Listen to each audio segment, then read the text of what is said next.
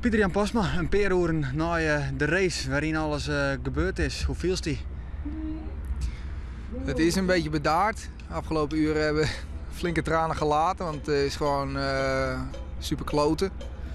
Nu steeds wel beter. Ja, want hoe hast het beleefd? Ja, heel intens. De race, ik had hier mijn zin opgezet, ik wou hier vlammen. Dat zet je jaren van tevoren uit.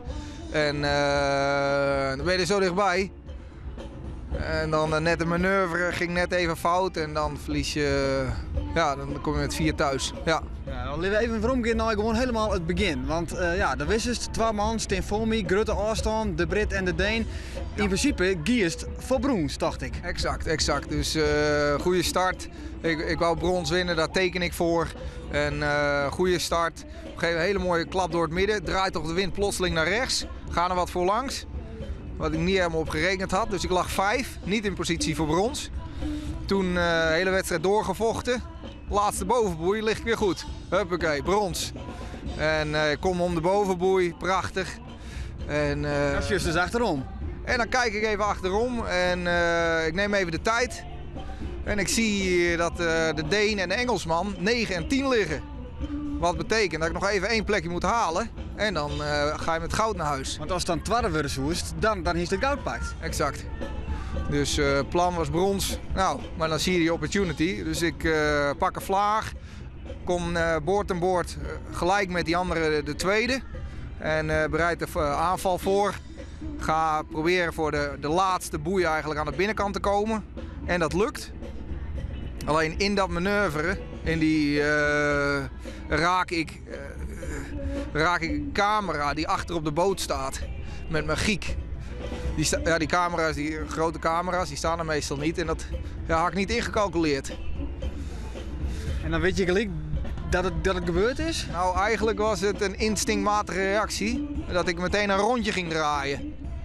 En wat me dus eerst goud kost, zilver en meteen brons. Want er halen meteen 2 boten me in en daarmee is het gebeurd. Ja, maar achteraf zou je misschien van, ik misschien even wachten maar dat rondje. Ja, dat klopt. Ja. Achteraf denk ik dat. Dan had de jury die beslissing kunnen maken.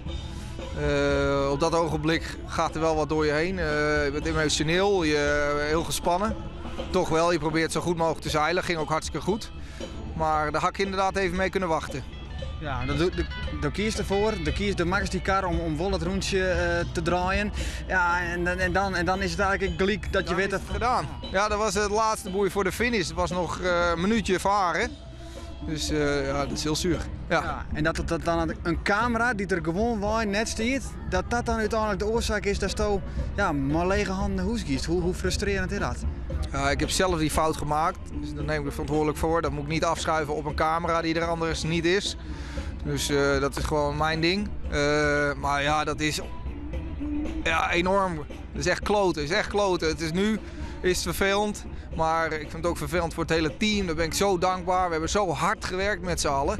Echt, de sponsoren uit Lemmer IJsselmeerbeton die heeft erachter gestaan. Iedereen heeft er hard aan gewerkt. En alles valt op zijn plek. En, maar net niet dus. Dat is gewoon heel vervelend. Ja, want haast nou Arin bijvoorbeeld nog maar met Ben Ainsley praat. Dat is zo van, ik schrok wel even, daar sto je niet in het tweede. Ik heb Ben Ainsley, Jonas Christensen en Jonathan Lobert, die waren 1, 2 en 3. Heb ik wel gefeliciteerd, maar echt gesprek zijn we nog niet gekomen. Maar eigenlijk gaan ze maar gewoon puur geluk gaan. Nou, wie weet, ja. Dat zal het nooit weten. De gist uiteindelijk, zonder niks, gist naar huis. Ja. Dat is het zelf wel. Hier ga ik 4 uur hier naartoe werken. Wat gaat er dan door je heen als het wist van het verschil tussen goud en niks is zo iets? Het is zo klein en sport is hard. Maar nu kwam er ook wel een paar keer het gevoel naar boven. Ten eerste ben ik gewoon hartstikke blij dat ik hier mag zijn. We doen hier een spel op deze prachtige baai.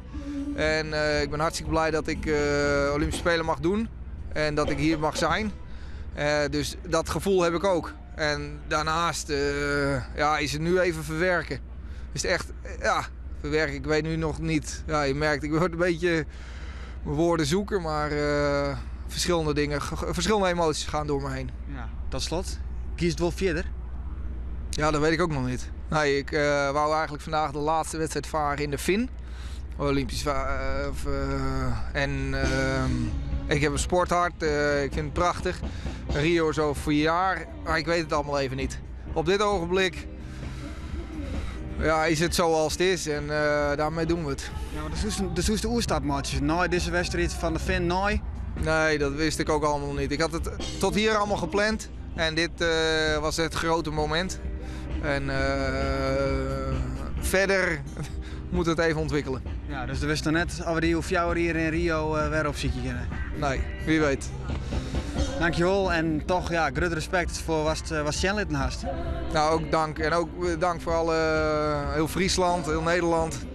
Alle support, alle sms, internet, Facebook, Twitter. Iedereen leefde mee en het is prachtig om die support te voelen. En dankjewel voor alles.